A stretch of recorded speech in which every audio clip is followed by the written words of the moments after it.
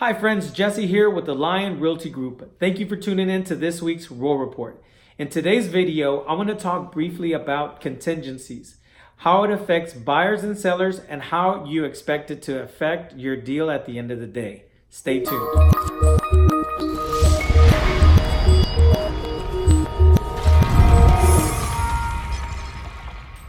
All right guys, let's hop right into it. What is a contingency?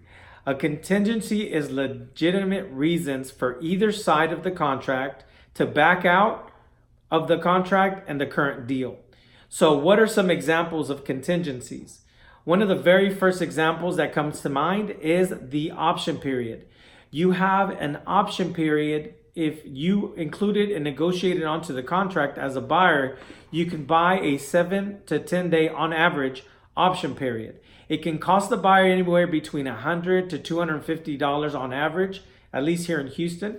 And what it does is it gives the buyer the opportunity to be able to hire an inspector or any other general contractors to come and check out and look really closely on a microscopic view of the condition of the house.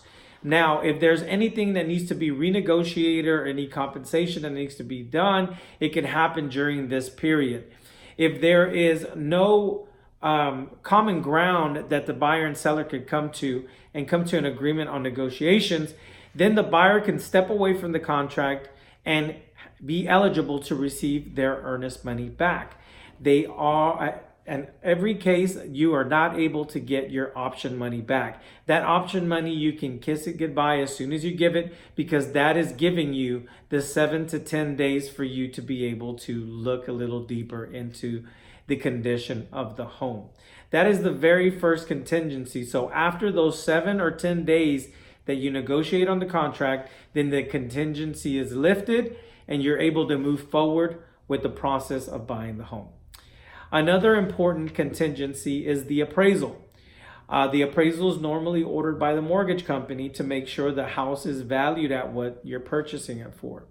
In some cases, the property value comes in lower than what the sales price is. At this point, there can be renegotiations, either renegotiation and adjusting the price, or the buyer and seller come to an agreement on how to resolve that issue. If they cannot find common ground there, then the buyer can step away from the contract legitimately and is eligible to receive their earnest money back. That is a second type of contingency. Now, a third and very important contingency is the funding or the mortgage approval contingency. Now, there is a section on the contract where you put how many days the buyer has to reach a final financing approval. Generally speaking, 21 days is the number I see quite a bit. So if from the day you both sign the contract and come to an agreement on the terms of the contract, from that day it's considered your execution date. From that day on, we're using the 21-day example, so you have 21 days for the mortgage company to give you a final approval. If within those 21 days something occurs and they cannot give you an approval, then you're able to pull out of the contract as long as you supply the listing agent with a letter from the lender saying that they cannot approve you. You're able to get out of the contract and you are still eligible to receive your earnest money back.